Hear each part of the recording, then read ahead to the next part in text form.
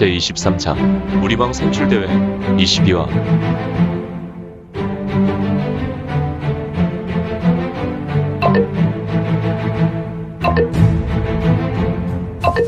구독과 좋아요, 알림 설정 부탁드립니다.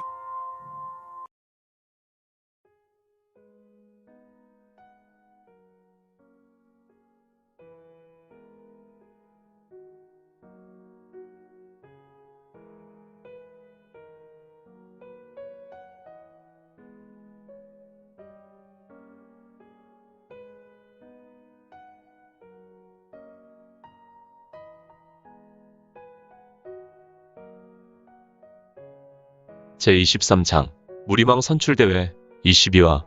이건에게 들리는 매우 미세한 소리는 비록 다른 사람은 도무지 들을 수 없는 소리라도 그에게는 너무도 쉽게 들을 수 있었는데, 이곳에서도 종교 행사야? 마교 이놈들은 절대 뿌리째 뽑히지 않아요. 그래도 백화교나 명교 시절에는 그나마 인해사상이나 어두운 세상을 밝히 불에 대한 숭고한 신앙이라도 있었지.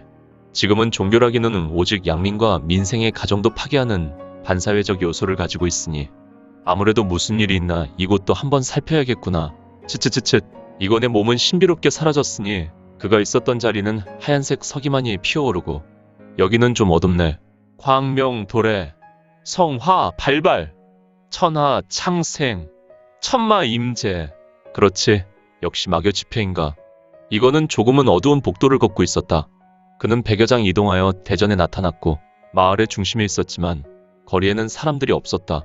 그는 직감으로 이곳은 마교가 암암리에 떠리를 틀고 다리한 지단과 같은 곳이라는 것을 알게 되었다.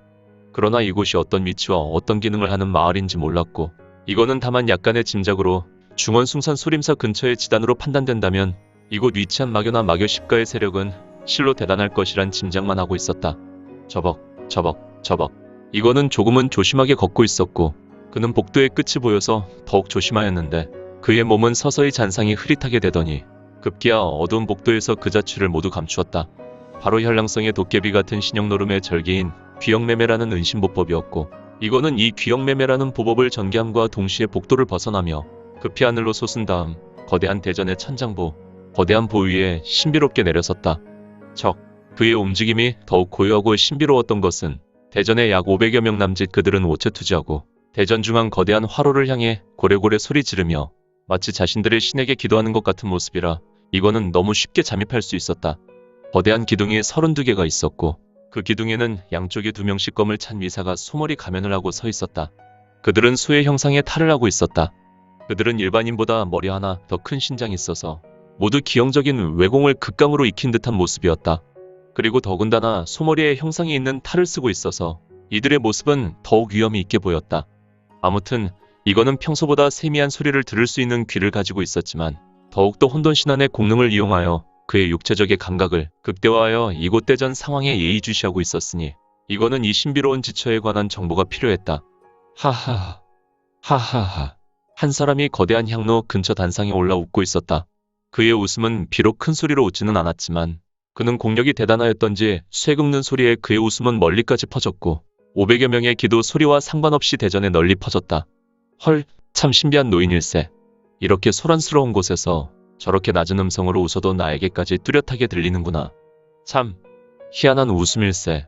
진생천, 즉 이거는 고개를 갸웃거리며 의문시했다. 광명 도래, 천마. 노인이 광명도래를 외치니 기도하던 무리는 갑자기 천마를 계속해서 외치고 이제는 엎드린 자세에서 일어나 천마를 외치기를 멈추지 않았다. 그리고 그들은 일제히 쌍수를 접었다.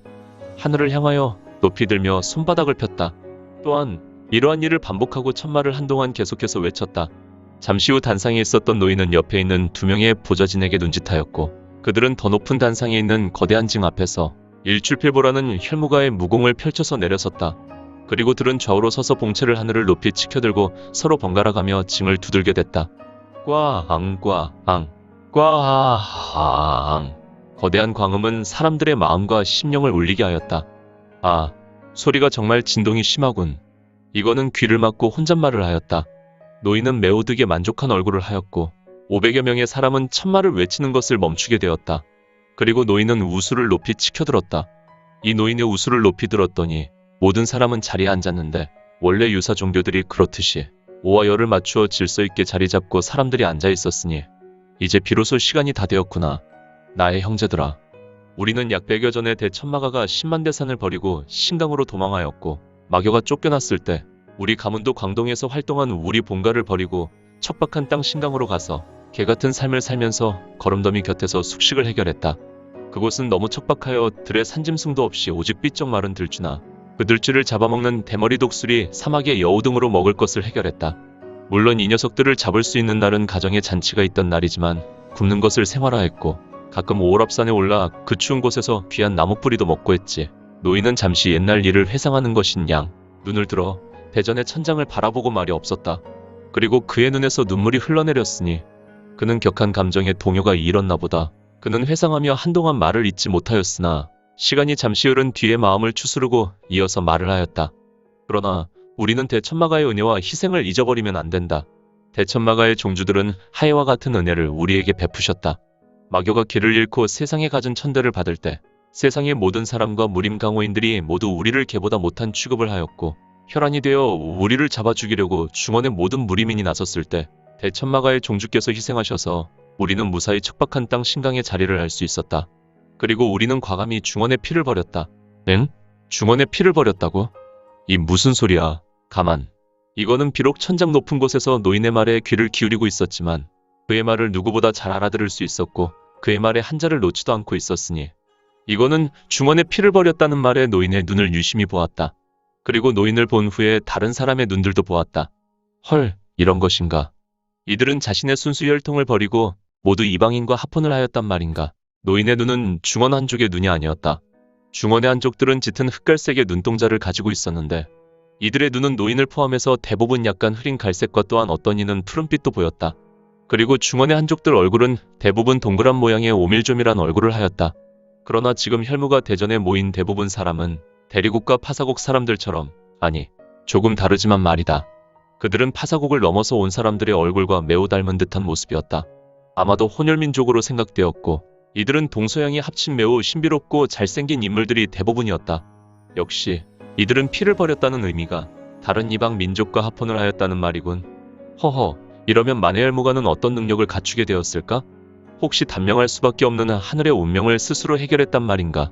이거는 대전에 모인 혈무가 사람들을 보며 탄식하고 생각하고 있을 때 노인의 눈에서 한동안 흘렸던 눈물은 이제 말라 있었고 그는 눈에서 안광을 토해내고 다시 말을 잇는다.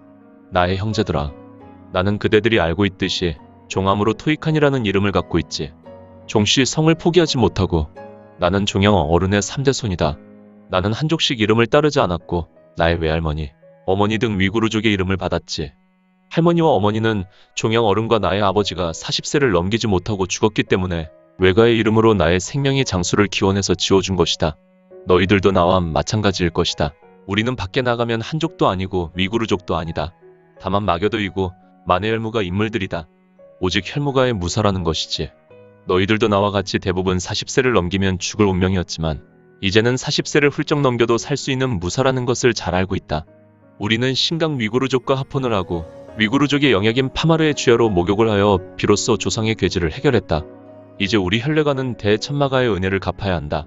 종주께서 우리를 위해 희생한 것을 목숨으로 대신해서 갚아야 한다. 혈무가의 인물들은 순회의 말에 고무되어 일심으로 외쳤다. 광명도래, 천마앙복. 이 거대한 대전에 만해혈무가의 인물들이 외치는 소리로 쩌렁쩌렁하게 울렸으니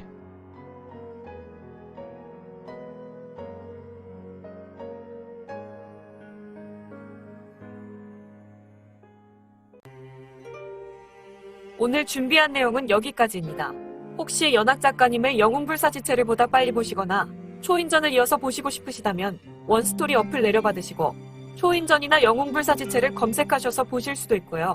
추후 영웅불사지체 일부 제국의 후에는 원스토리와 리디북스에서 단행본으로도 보실 수 있습니다. 또한 영웅불사지체 2부 제국의 불사오는 원스토리에서 시작하려고 합니다. 이 점 참고 바랍니다. 재밌게 보셨나요? 재미있게 보셨다면 좋아요. 다음 내용이 궁금하시다면 구독을 부탁드립니다. 항상 저희 민지원의 매거진 성원 부탁드리고요. 아쉽지만 다음 시간에 만나 뵙겠습니다. 모두 건강하시고 오늘 세상에서 최고로 멋진 하루 되세요.